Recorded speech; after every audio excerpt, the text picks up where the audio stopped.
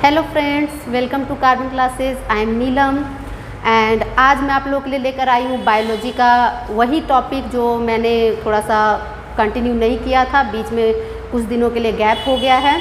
तो चलते हैं हम लोग अपने पुराने टॉपिक को लेकर के, that is respiration for class 10th। ठीक है, चाहे तो बच्चे इसे 11th वाले भी देख सकते हैं क्योंकि ये बेसिक टॉपिक है रेस्पिरेशन का।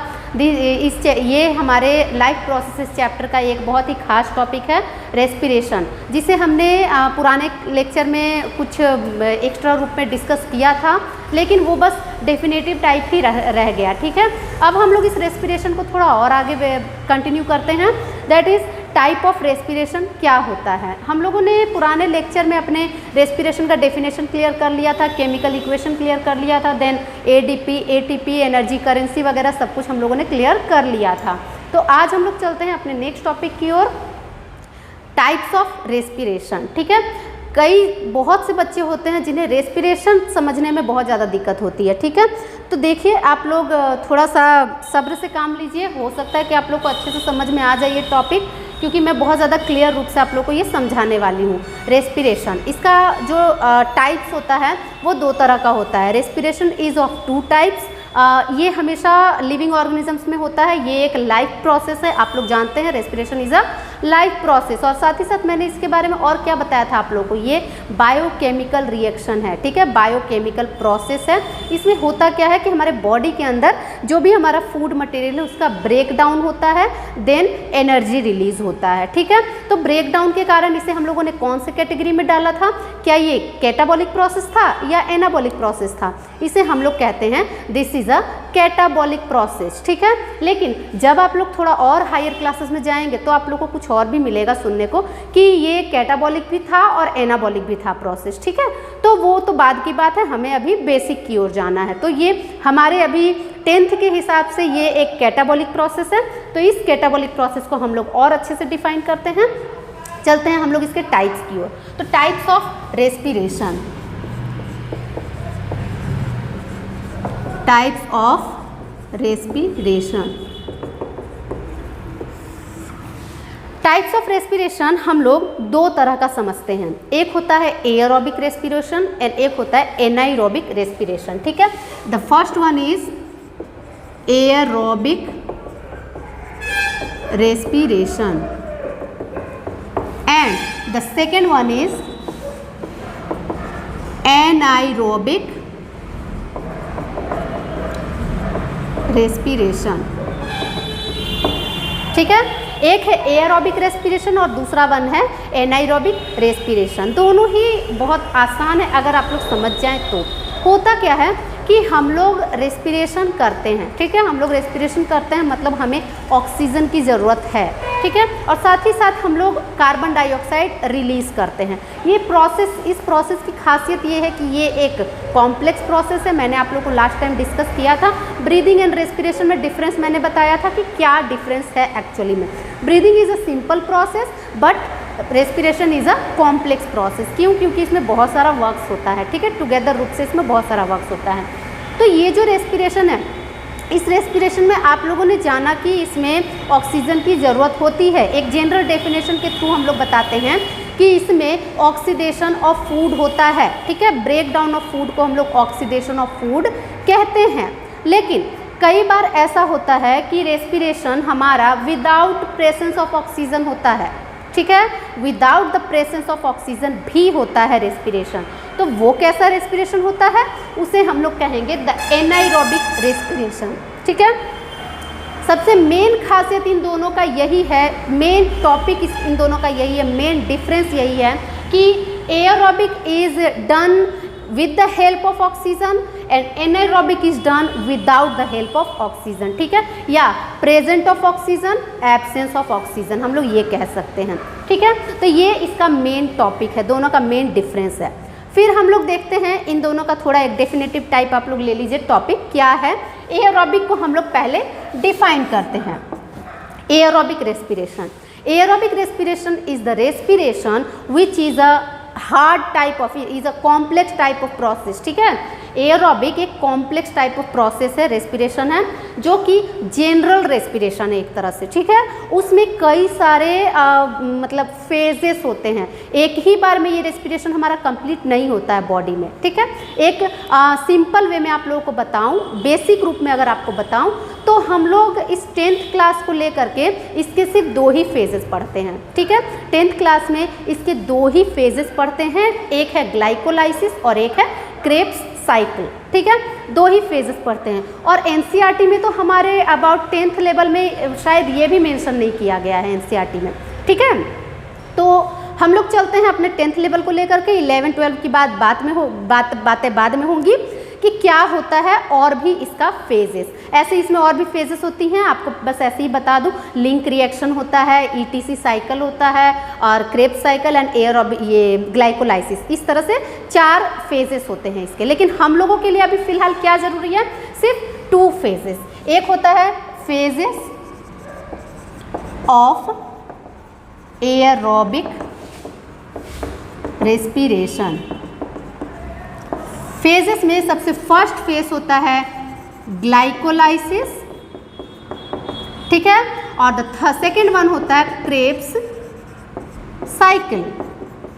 ये 2 फेजेस हैं जो आप लोगों को जानना जरूरी है। All my class 10th students, आप लोगों को जानना जरूरी है कि इस एयरोबिक रेस्पिरेशन के 2 फेजेस होते हैं, वो 2 चरणों में खत्म होता है। एक होता है ग्लाइकोलाइसिस और दूसरा होता है द क्रेब्स साइकिल, ठीक है।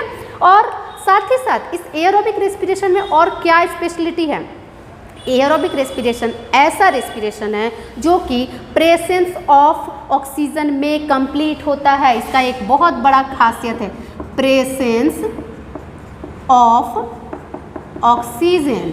और यही अगर हम लोग एनाएरोबिक की बात करें तो वहाँ हम लोग क्या कहेंगे, एब्सेंस ऑफ ऑक्सीजन, ठीक है। एक सिंपल सा डेफिनेशन, अगर आप लोग एक डेफिनेटिव टाइप क्वेश्चन आता है व्हाट इज एयरोबिक रेस्पिरेशन, तो आप आसानी से आंसर कर सकते हैं, this is aerobic is a complex process which have 2 phases, glycolysis and Krebs cycle, and it is done in the presence of oxygen, ठीक है। इतना काफ़ी है इसके डेफिनेशन के लिए, लेकिन इसके साथ साथ बहुत कुछ है जो आप लोगों को जानना और भी ज़रूरी है। चलिए हम लोग इसको और ज़्यादा अच्छे से कंटिन्यू करते हैं। तो देखिए, इसके फेजेस के बारे में तो आप लोगों को बता ही दिया मैंने कि इसके 2 फेजेस होते हैं, लेकिन इसमें और भी स्पेशलिटी है, वो भी आपको जानना बहुत ज़्यादा ज़रूरी है।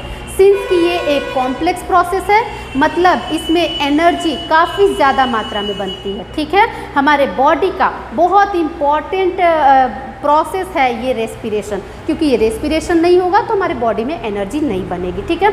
और सबसे ज़्यादा एनर्जी बनाने वाला प्रोसेस हमारे बॉडी में यही है, ठीक है। ऐसे अगर आप लोग दिमाग लगाइए, अगर सोचिए, तो बार बार मैं यही कह रही हूँ कि हमारे बॉडी में एयरोबिक रेस्पिरेशन बहुत इंपॉर्टेंट प्रोसेस है। तो क्या एनाएरोबिक नहीं होता है हमारे बॉडी में? एनाएरोबिक भी होता है, ठीक है। एनाएरोबिक रेस्पिरेशन भी होता है हमारे बॉडी में, लेकिन वो कभी कभार वैसी परिस्थितियों में होती है, ठीक है। कुछ वैसा सिचुएशंस आता है जब हम लोग एनाएरोबिकली भी रेस्पायर करते हैं, ठीक है। और बाकी जनरली हम लोग एयरोबिक रेस्पिरेशन करते हैं। इस एयरोबिक रेस्पिरेशन में क्या क्या खासियत है आप लोगों को बता दिया मैंने। सबसे पहला प्रेजेंस ऑफ ऑक्सीजन में होता है, दूसरा कॉम्प्लेक्स प्रोसेस है, तीसरा large amount of energy will be releases, large amount of energy इसमें बनता है। इसके सारे फेजेस को मिला करके, यहाँ तो हमने सिर्फ 2 ही फेज बताया आपको, मैंने सिर्फ 2 ही फेज बताया, ग्लाइकोलाइसिस एंड क्रेब्स साइकिल। और भी फेजेस हैं, वो सारे को मिला करके इसमें लगभग एक बार अगर रेस्पिरेशन होता है, अगर 1 मॉलिक्यूल ऑफ ग्लूकोज का रेस्पिरेशन होता है तो टोटल 38 ATP एनर्जी रिलीज होती है, ठीक है। 38 ATP एनर्जी इसमें रिलीज होती है। और ये 38 ATP एनर्जी हम लोग कुछ इस तरह से बताते हैं कि ग्लाइकोलाइसिस में 2 ATP, ठीक है, एंड क्रेब्स साइकिल में 36 ATP बनती है, ठीक है। ये आप लोगों के शॉर्ट क्वेश्चंस के लिए थोड़ा सा इंपॉर्टेंट टॉपिक है कि ग्लाइकोलाइसिस में कितना ATP एनर्जी रिलीज होता है, या क्रेब्स साइकिल फेज में कितना ATP एनर्जी रिलीज होता है, ठीक है। तो ये था इसका एयरोबिक रेस्पिरेशन। देन इसके बाद हम लोग अब आते हैं साइट की ओर, ठीक है, साइट की ओर। तो साइट ऑफ एयरोबिक रेस्पिरेशन क्या होगा? साइट ऑफ एरोबिक रेस्पिरेशन, आप लोगों को मैंने पहले भी बताया था कि सिंस की एनर्जी करेंसी का काम कौन करता है, माइटोकॉन्ड्रिया करता है, सॉरी एटीपी करता है। जो कहाँ पाया जाता है वो एटीपी, वो पाया जाता है माइटोकॉन्ड्रिया में, ठीक है। हमारे सेल के ईच एंड एवरी सेल के माइटोकॉन्ड्रिया में पाया जाता है, यानी कि the site of aerobic respiration क्या हो जाएगा, साइट ऑफ एरोबिक रेस्पिरेशन क्या हो जाएगा, साइट ऑफ एरोबिक रेस्पिरेशन हम लोग कहेंगे द माइटोकॉन्ड्रिया, ठीक है। The mitochondria is the main site of aerobic respiration. लेकिन यही अगर आपका क्वेश्चन थोड़ा सा घुमा करके आ जाए कि इसमें हम लोग एग्जैक्टली माइटोकॉन्ड्रिया आंसर करते हैं, लेकिन इसके साथ साथ इसमें साइटोप्लाज्म को भी आपको इंक्लूड करना पड़ेगा, ठीक है। साइट ऑफ एरोबिक रेस्पिरेशन में हम लोग उसको साइटोप्लाज्म को भी इंक्लूड करेंगे, बिकॉज कुछ इसका फेज ऐसा है जो साइटोप्लाज्म में कंप्लीट होता है और कुछ फेज ऐसा है जो क्रेब्स ये माइटोकॉन्ड्रिया में कंप्लीट होता है, ठीक है। तो साइटोप्लाज्म को भी हम लोग इसमें इंक्लूड करेंगे। तो साइटोप्लाज्म में कौन सा फेज होता है इसका, साइटोप्लाज्म में सबसे फर्स्ट ग्लाइकोलाइसिस प्रोसेस कंप्लीट होता है, देख लीजिए, और देन क्रेब्स साइकिल जो है वो माइटोकॉन्ड्रिया में कंप्लीट होता है, ठीक है। तो इसीलिए जब भी क्वेश्चन आए तो थोड़ा सा दिमाग लगा के सोचिएगा कि साइट ऑफ एरोबिक रेस्पिरेशन अगर पूछा जा रहा है तो हम लोग क्या आंसर करेंगे, या साइट ऑफ रेस्पिरेशन पूछा जा रहा है तो हम लोग क्या आंसर करेंगे। अगर आपका क्वेश्चन ऑप्शनल है तो आप ज़रूर से ज़रूर ध्यान दीजिएगा कि आपको साइटोप्लाज्म और माइटोकॉन्ड्रिया दोनों पर ही फोकस करना है, ठीक है। और अगर ऑप्शनल में आपका साइटोप्लाज्म नहीं दिया हुआ है तो हम लोग आसानी से माइटोकॉन्ड्रिया को ही आंसर करेंगे, क्योंकि माइटोकॉन्ड्रिया में मेन रिलीजमेंट ऑफ एनर्जी होती है, ठीक है। आप देख ही रहे हैं साइटोप्लाज्म में सिर्फ 2 एटीपी एनर्जी बन रही है, लेकिन माइटोकॉन्ड्रिया में 36 एटीपी एनर्जी बन रही है, ठीक है। तो इस तरह से हम लोग इस प्रोसेस को कंप्लीट करते हैं, द एरोबिक रेस्पिरेशन। रही बात आपके केमिकल इक्वेशन की, तो वो केमिकल इक्वेशन आप लोगों ने पहले ही सीख लिया है, रेस्पिरेशन वाले टॉपिक में मैंने आपको बताया था। Normal respiration is just equal to aerobic respiration, ठीक है। बस इसमें जो फेजेस होते हैं उससे रिलेटेड थोड़ा और लेंथी टर्म्स है, जो कि आपके क्लास 10th के लिए मतलब काफ़ी है, इतना ही। उससे ज़्यादा अगर आपको सीखना है तो क्लास 11th के वीडियो को मेरे फॉलो कीजिएगा आप लोग, ठीक है। तो चलिए हम लोग अब नेक्स्ट टॉपिक पर चलते हैं अपने, द एनाएरोबिक रेस्पिरेशन।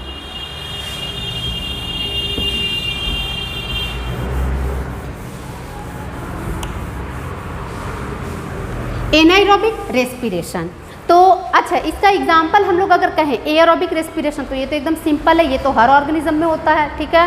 प्लांट्स में, एनिमल्स में, हर मल्टी सेलुलर ऑर्गेनिजम्स में एरोबिक रेस्पिरेशन होता है, क्योंकि ये सिंपल ये एक कॉम्प्लेक्स प्रोसेस है और इससे काफ़ी ज़्यादा मात्रा में एनर्जी रिलीज होती है। तो जिनको भी एनर्जी की ज़रूरत है वो रेस्पिरेशन करेंगे, ठीक है।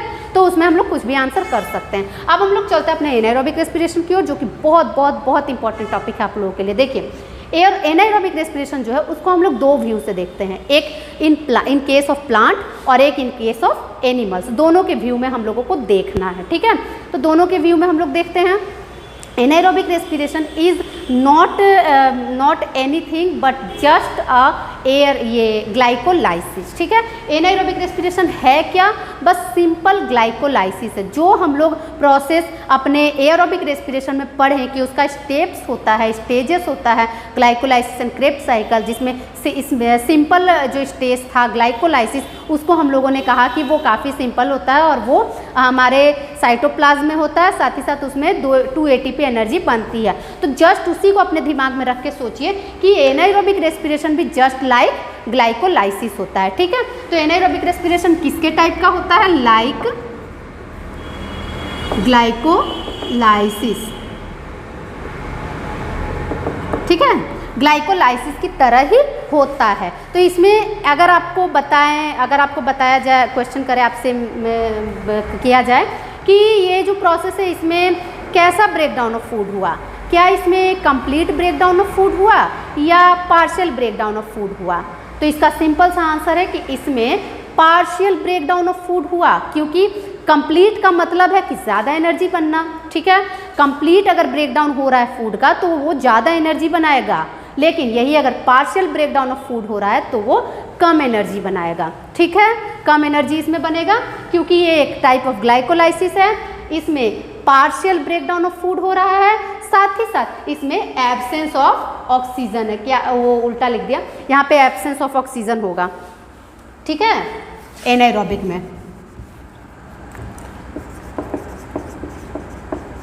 ठीक है, एब्सेंस ऑफ ऑक्सीजन। तो ये इसका खासियत क्या क्या मैंने आप लोगों को बताया एनाएरोबिक रेस्पिरेशन का, the partial breakdown of food in the absence of oxygen, ठीक है, the partial breakdown of food in the absence of oxygen is called anaerobic respiration, ठीक है। और इसके साथ साथ हम लोग और भी इंक्लूड करते हैं कि इसमें हमेशा 2 ATP एनर्जी ही रिलीज होती है, ठीक है। और दूसरी बात, अगर पार्शियल ब्रेकडाउन ऑफ फूड हुआ तो इसका मतलब कि फूड का कुछ पार्ट रिमेनिंग बच गया, बचा ना, हमारा फूड तो था पूरा ग्लूकोज, 1 मॉलिक्यूल ऑफ ग्लूकोज था, ठीक है, 1 मॉलिक्यूल ऑफ ग्लूकोज आगे चल के इसको ऑक्सीजन मिला नहीं, एब्सेंस ऑफ ऑक्सीजन में इसका ब्रेकडाउन हुआ, तो होता क्या है, इससे जो रिलीजमेंट होता है वो देखिए। अगर हम लोग यहाँ प्लांट की बात करें, प्लांट, और अगर हम लोग दूसरा टर्म एक ले एनिमल, तो देखिए प्लांट में क्या होता है कि जब पार्शियल ब्रेकडाउन ऑफ फूड होता है तो उसमें ग्लूकोज का ब्रेकडाउन हमेशा इथाइल अल्कोहल में होता है, ठीक है, जिसे हम लोग इथेनॉल भी कहते हैं। तो ये जब ब्रेकडाउन होगा तो इसमें हमारा इथाइल अल्कोहल बनेगा C2H5OH, ठीक है, प्लस 2CO2 प्लस 2ATP, ऐसा बनेगा हमारा टोटल रिएक्शन, ठीक है। आपको समझ में आया ये टॉपिक क्या बना, यहाँ पे हुआ एब्सेंस ऑफ ऑक्सीजन, ठीक है, एब्सेंस ऑफ ऑक्सीजन। यहाँ पे हम लोग और भी लिख सकते हैं, ग्लाइकोलाइसिस भी हम लोग यहाँ पे मेंशन कर सकते हैं, या एनाएरोबिक रेस्पिरेशन भी यहाँ मेंशन कर सकते हैं।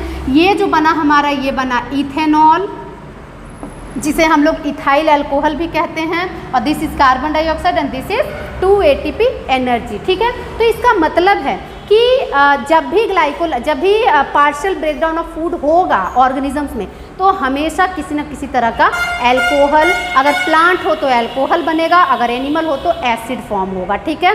एनिमल बॉडी में हमेशा ही एनाएरोबिक रेस्पिरेशन में एक एसिड बनता है जिसे हम लोग कहते हैं द लैक्टिक एसिड। देखिए जब एनिमल में ब्रेकडाउन हुआ ग्लूकोज का तो क्या क्या बना, एब्सेंस ऑफ ऑक्सीजन में जब बना तब यहाँ पे हुआ हमारा C3H6O3, ठीक है, प्लस 2 ATP। जब भी एनिमल में ब्रेकडाउन ऑफ फूड होता है पार्शियल, मतलब कि एनाएरोबिकली रेस्पिरेशन, तो उसमें हमेशा यहाँ पे लैक्टिक एसिड बनता है, लैक्टिक एसिड फॉर्म होता है, ठीक है। और साथ ही साथ एक क्वेश्चन और आता है कि कार्बन डाइऑक्साइड किस में फॉर्म होता है, प्लांट्स बॉडी में या एनिमल बॉडी में, तो इसका आंसर है कार्बन डाइऑक्साइड एनाएरोबिक रेस्पिरेशन में हमेशा प्लांट बॉडी में ही फॉर्म होता है, ठीक है। इसका एक एग्जाम्पल आप लोग ले सकते हैं। अच्छा, इस इक्वेशन में ही आप लोग एक और चीज़ मेंशन कर सकते हैं, इन द साइटोप्लाज्म, ठीक है। साइटोप्लाज्म वाला टॉपिक आप लोग एकदम मत भूलिएगा क्योंकि ये साइट ऑफ एनाएरोबिक रेस्पिरेशन होता है, ठीक है। Site of anaerobic respiration, site of glycolysis हम लोग कहते हैं साइटोप्लाज्म को, ठीक है। हमारे सेल के अंदर जो लिक्विड मीडियम होता है उसे हम लोग साइटोप्लाज्म कहते हैं, और उसमें हमेशा वो कैपेबिलिटी होती है एनाएरोबिक रेस्पिरेशन की, ठीक है। तो वहाँ पे हमेशा एनाएरोबिक रेस्पिरेशन होता है। अब देखिए इसको और भी अच्छे से डिफाइन किया जाए। अब इसका एग्जाम्पल हम लोग देखते हैं। एग्जाम्पल में हम लोग देखते हैं कि प्लांट बॉडी को अगर लें तो इसका बहुत इंपॉर्टेंट एग्जाम्पल है ईस्ट, ठीक है। ईस्ट एक एग्जाम्पल है। ईस्ट एक ऐसा ऑर्गेनिज्म है, east is a unicellular organism, ठीक है। और साथ ही साथ उसे हम लोग प्लांट भी कहते हैं, यूनिसेलुलर प्लांट, जिसमें हमेशा अगर रेस्पिरेशन होगा तो एनाएरोबिक रेस्पिरेशन ही होता है, ठीक है। और साथ ही साथ इस ईस्ट के साथ हम लोग और एक चीज़ इंक्लूड करते हैं कि ईस्ट में अगर बहुत ज़्यादा मात्रा में एनाएरोबिक रेस्पिरेशन कराया जाए, ठीक है, बहुत ज़्यादा मात्रा में, तो वो ईस्ट पॉइजनिंग कहलाता है, ठीक है, जिससे कि हम लोगों को पॉइजन मिलता है, हम लोगों के लिए वो हार्मफुल थिंग है, ठीक है। और साथ ही साथ ये जो ईस्ट में पॉइजनिंग हो जाता है, ईस्ट में पॉइजनिंग के बाद जो भी थिंग्स प्रिपेयर्ड होते हैं वो हमारे लिए काफ़ी ज़्यादा हार्मफुल होते हैं। ठीक है, कहा जाता है कि ईस्ट अगर 13% से ज़्यादा रेस्पायर कर जाए, ठीक है, 13% से ज़्यादा रेस्पायर कर जाए तो वो ईस्ट पॉइजनिंग बन जाता है। ठीक है, इसका एक बहुत बड़ा एग्जाम्पल है ईस्ट का। हम लोग जो केक्स वगैरह खाते हैं, पेस्ट्री, ब्रेड, ये सब खाते हैं, उसको आप लोग ध्यान से सोचिएगा उसके बारे में। उसमें क्या होता है कि ईस्ट में बार बार फर्मेंटेशन करा है। इस प्रोसेस को हम लोग फर्मेंटेशन भी कहते हैं। ठीक है, इसी ग्लाइकोलाइसिस को, इसी एनाएरोबिक रेस्पिरेशन को हम लोग फर्मेंटेशन भी कहते हैं। तो इस फर्मेंटेशन के थ्रू, ईस्ट में फर्मेंटेशन के थ्रू कई सारे कमर्शियल वर्क्स होते हैं। ठीक है, एक कमर्शियल वर्क है बेकरी इंडस्ट्री का और एक कमर्शियल वर्क है ये अल्कोहल इंडस्ट्री का। ठीक है, तो जब बेकरी इंडस्ट्री में इसमें फर्मेंटेशन कराया जाता है ईस्ट में, जो आटे के डो में जो फर्मेंटेशन होता है ईस्ट का, उसमें क्या होता है, आप लोग ध्यान दिए होंगे कि हम लोग जो भी पेस्ट्री खाते हैं वो फूला हुआ रहता है। ठीक है, वो स्पॉन्जी होता है। तो वो स्पॉन्जीनेस उसमें कहाँ से आता है? वो स्पॉन्जीनेस उसमें ईस्ट के फर्मेंटेशन करने के कारण बनता है। उसने इथेनॉल बनाया और साथ ही साथ CO2 भी बनाया, जो वो कार्बन डाइऑक्साइड उसमें जमा रहता है, उसके छेदों में जमा रहता है, पोर्स में। ठीक है, इसलिए वो फूला हुआ रहता है। अब दूसरी बात आती है ये इसके क्या बोलते हैं, अल्कोहल बनाने की। तो अल्कोहल बनाने वाला प्रोसेस में भी वही काम किया जाता है। कहा जाता है कि डायरेक्ट शराब अगर कोई पिए तो वो उसके लिए हार्मफुल है, लेकिन वही उसमें वो पानी वानी मिलाकर अगर पिए तो वो उतना ज़्यादा हार्म नहीं करता है। क्यों? क्योंकि वो काफ़ी ज़्यादा पॉइजनस होता है। अगर डायरेक्ट ये शराब, वाइन, जो भी चीज़ वाइन इंडस्ट्री में इसका हेल्प, मतलब ईस्ट से वाइन इंडस्ट्री को कंटिन्यू किया जाता है, तो वो हमारे लिए हार्मफुल है। ठीक है, तो इसी को कहा जाता है ईस्ट पॉइजनिंग। बहुत ज़्यादा मात्रा में ईस्ट का यूज़ कर लेना। ठीक है, ज़्यादा मात्रा में यूज़ कर लेना। अब देखिए दूसरी बात, एनिमल्स की बात करते हैं। एनिमल्स में जो लैक्टिक एसिड बनता है, वो लैक्टिक एसिड हर कोई एनिमल अगर एनाएरोबिकली रेस्पायर करे तो उसमें लैक्टिक एसिड फॉर्म होगा। ठीक है, तो ये लैक्टिक एसिड जो फॉर्म होता है, ये अगर ह्यूमन बींग्स की बात करें तो आप लोग समझ सकते हैं कहाँ पे होता होगा। हम लोग इमरजेंसी सिचुएशंस में जब भी रेस्पिरेशन करते हैं तो हम लोगों को कभी कभार उस सिचुएशन में ऑक्सीजन की कमी होने लगती है। ठीक है, बहुत ज़्यादा हम लोग को हाफ चढ़ने लगता है, तो उसमें क्या होता है, ऑक्सीजन कम है तो हमारे मसल्स में रेस्पिरेशन तो हो ही रहा है ना, तो वो कौन सा रेस्पिरेशन होगा? वो होता है एनाएरोबिक रेस्पिरेशन, जिसके कारण हमारे मसल्स में क्या होता है कि ये लैक्टिक एसिड जमा होने लगता है कहीं कहीं पर। ठीक है, उसी के कारण जब बहुत ज़्यादा हैवी वर्क कर लेते हैं हम लोग तो बाद में हमें मसल क्रैम्प्स फील होते हैं। ठीक है, तो इस एनिमल वाले प्रोसेस के कारण हमें मसल क्रैम्प्स होते हैं, जो कि हॉट बाथ लेने पर, गर्म पानी से नहा लेने पर थोड़ा सा हमें रिलैक्स फील होने लगता है। ठीक है, हमें इस लैक्टिक एसिड के फॉर्म होने के कारण मसल क्रैम्प्स होते हैं, मसल्स में दर्द होने लगता है। ठीक है, क्यों? क्योंकि उसमें हमारे मसल्स में एनाएरोबिक रेस्पिरेशन हुआ है ग्लूकोज का। ठीक है, इसलिए। अच्छा, दूसरी बात, इसमें और भी एग्जांपल्स हैं। हमारे अंदर कई सारे पैरासाइट्स पाए जाते हैं। ठीक है, या हमारे टीथ में बैक्टीरिया पाया जाता है, लैक्टोबैसिलस बैक्टीरिया, जो कि शुगरी सब्सटेंस पे वर्क करता है और लैक्टिक एसिड फॉर्म करता है, जिसके कारण हमारे टीथ में स्मेल आने लगता है, प्लाक हो जाता है, मतलब टीथ का प्रॉब्लम्स हमें महसूस होता है। ठीक है, वो क्यों होता है? क्योंकि हमारे टीथ में एनाएरोबिकली लैक्टोबैसिलस बैक्टीरिया वर्क करता रहता है। ठीक है, और दूसरी बात, हमारे बॉडी के अंदर जो पैरासाइट्स होते हैं, इसमें और एक एग्जांपल कॉमन है पैरासाइट्स। ठीक है, जो टीनिया, सोलियम, ये सब पैरासाइट्स हैं, राउंड वर्म, टेप वर्म, ये सब आखिर बॉडी के अंदर है हमारे, तो उन्हें सफिशिएंट ऑक्सीजन तो मिल नहीं पाता है, तो उन्हें तो रेस्पिरेशन करना पड़ेगा ना एनर्जी रिलीजमेंट के लिए। तो वो जो होते हैं वो हमेशा एनाएरोबिक रेस्पिरेशन ही करते हैं। एनिमल्स में एग्जाम्पल हम लोग क्या क्या कह सकते हैं? हमारा मसल, देन हम लोग और क्या कह सकते हैं? Taenia, solium. ठीक है, टीनिया, सोलियम, और भी हम लोग कह सकते हैं उसमें एग्जांपल्स अभी अभी मैंने आप लोगों को बताया, lactobacillus bacteria in our teeth, then और भी हम लोग एग्जांपल्स कर सकते हैं राउंड वर्म, टेप वर्म, ये सब। तो आप लोगों के लिए मेरे हिसाब से ये टॉपिक क्लियर हो गया है। अगर मैं आप लोगों से पूछूं कि क्या आप लोग इन दोनों में डिफरेंस बता सकते हैं एरोबिक एंड एनाएरोबिक रेस्पिरेशन में, तो डिफरेंस एकदम सिंपल सा है, देख लीजिए। अगर हम लोग बोले एनाएरोबिक रेस्पिरेशन को लेकर के तो कंप्लीट ब्रेकडाउन ऑफ फूड, एनाएरोबिक में बोले तो पार्शियल ब्रेकडाउन ऑफ फूड। ठीक है, अगर हम लोग बोले एरोबिक रेस्पिरेशन में तो प्रेजेंस ऑफ ऑक्सीजन, एनाएरोबिक में एब्सेंस ऑफ ऑक्सीजन।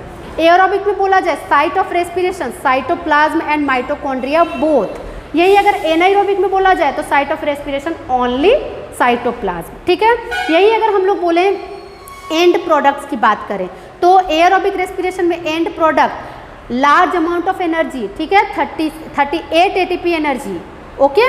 और इसमें हम लोग एंड प्रोडक्ट बोले तो 2 ATP एनर्जी। एनारोबिक रेस्पिरेशन में only 2 ATP energy and some acids और एल्कोहल, ठीक है, मे बी एसिड्स और alcohol, may be lactic acid और एल्कोहल, एंड प्रोडक्ट। उसके बाद हम लोग और क्या डिफाइन कर सकते हैं इसमें, एयरोबिक रेस्पिरेशन में सम फेजेस होते हैं, एनारोबिक रेस्पिरेशन में कोई फेजेस नहीं होता, ठीक है। कुछ एग्जांपल्स हम लोग दे सकते हैं एनारोबिक में, एयरोबिक में, क्लियर है। इस तरह से हम लोग एयरोबिक और एनारोबिक रेस्पिरेशन को ईजिली समझ सकते हैं। तो मेरे हिसाब से अब आप लोग को ये टॉपिक एकदम से क्लियर हो गया होगा। अगर नहीं समझ में आए तो प्लीज़ बार बार पॉज करके आप लोग देख सकते हैं वीडियो को, आप लोग को क्लियरली समझ में आ जाएगा ये टॉपिक, ठीक है। तो ये है हमारे 10th के सिलेबस के लिए काफ़ी इंपॉर्टेंट टॉपिक। आप लोग प्लीज़ मेरे वीडियो को लाइक एंड सब्सक्राइब ज़रूर कीजिएगा अगर आप लोग को पसंद आए तो, ठीक है। Thank you.